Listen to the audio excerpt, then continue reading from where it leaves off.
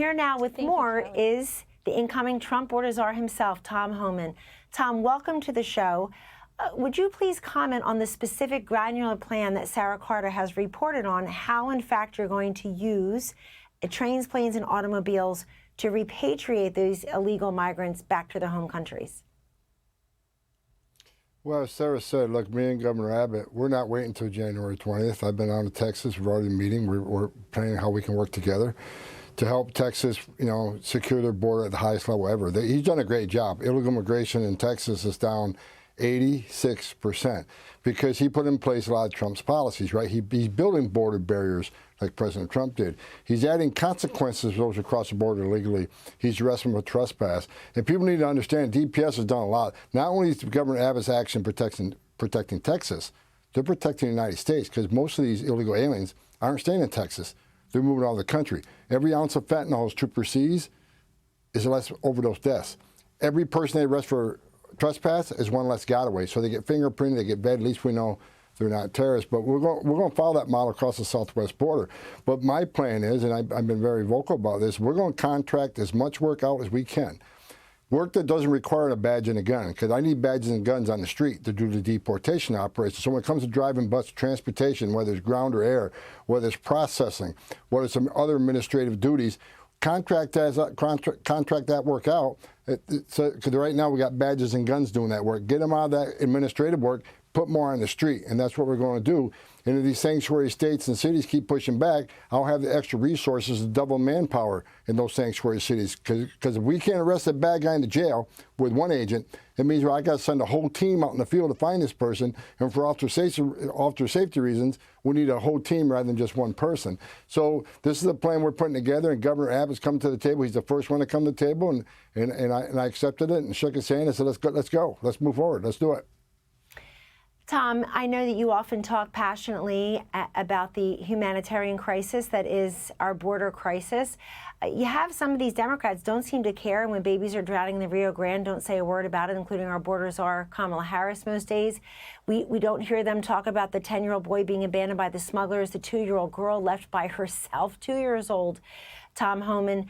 And yet I feel like they're waiting for their photo op, and they will resist the efforts that you and President Trump are trying to put forward and make sure that they're showing the big bad evil guys are separating families and people are crying they're being deported.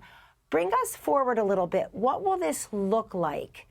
Will it be orderly? Will it be humane? How are you guaranteeing that? Because you're already getting so much resistance from the same mayors and local officials who know this has been draining their resources, know how angry their residents are about illegals coming there getting cash and debit cards and cell phones and clothing and hotel rooms in a place here like New York City, let alone a New York City school child's desk in a classroom. Tom, how will you do it in a way that people know you adhere to the law, this is enforcing the law, it is humane, it is fair, and it is just and legal? Well, look, open borders are not humane. The only thing on that border right now that is humane are the men and women wearing that green uniform. They save thousands of lives every year. I've seen these men and women give CPR to babies that were thrown into the river by the cartel, because when they're chasing the boat of a smuggling load, so what the cartel members do, throw the baby in the water, then the Border Patrol have to jump in the water and save that baby rather than arresting the smuggler. Look, I've held dying children, I've held dead children. I've talked to little girls as young as 9 that were raped multiple times by criminal cartels. The border, open borders, cause death. They cause a rise in sexual assault of females and children. Under this administration, open border, sex trafficking is up over 600%.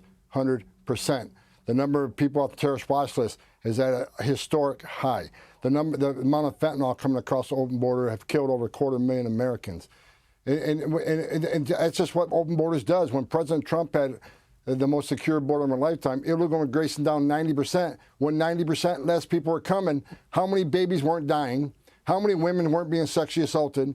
How many no-inspected terrorists didn't make in the country? How many pounds of fentanyl didn't get in the country, kill Americans? Secure borders saves lives.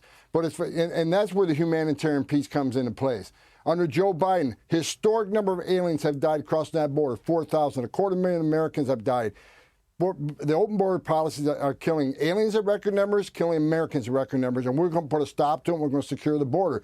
As far as sanctuary cities, I find it hard to believe that any mayor or governor wants to push back on ICE, because the president's been very clear. Right out of the gate, we're going to concentrate on public safety threats and national security threats. What elected official wants to tell his constituency, I'm okay with public safety threats in my community. I don't want ICE's help to remove these public safety threats. That's their number one responsibility, is the safety and security of the public of their communities. If they don't want to do it, ICE is going to do it. And with all the death threats and all the negative press for now, they can keep screaming all they want. ICE is going to do this job. I'm going to do this job. We're going to make these communities safer, and we're going to enforce the law. And if they don't want to help, instead decide don't help, fine, don't help. But don't get in our way. And I've said this for the past week over and over again. Do not harbor and conceal an illegal alien, knowingly harbor and conceal an illegal alien from us, because it's a crime. Don't impede us, because it's a crime. Don't obstruct, because it's a crime. If you want to sit aside and let us do your job of securing the communities, fine, we'll do that. But don't cross that line.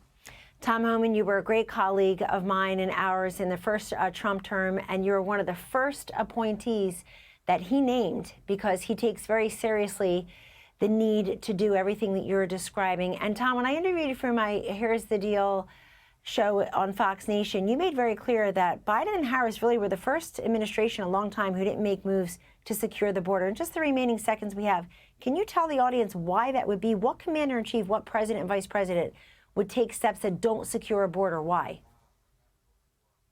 He was the first president in history of the nation who came in and unsecured a border on purpose, not because of mismanagement, not because of incompetence, by design. They want this open border. They obviously think these millions of people will be future Democratic voters, but also he overturned the Trump census rule, which millions of people in sanctuary cities recounted the next census. And what does that mean? More seats in House for the Dems. But I tell you what, the Trump team coming to town, we're going to take control January 20th, and people are going to be held accountable. We're going to be very transparent. We're going to get behind.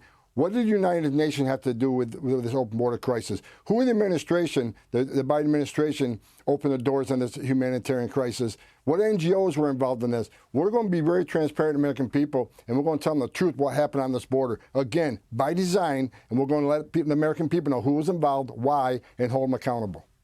Tom Homan, thank you so much for joining us. The incoming border czar for President-elect Trump. Thank you. Hey, Sean Hannity here. Hey, click here to subscribe to Fox News YouTube page and catch our hottest interviews and most compelling analysis. You will not get it anywhere else.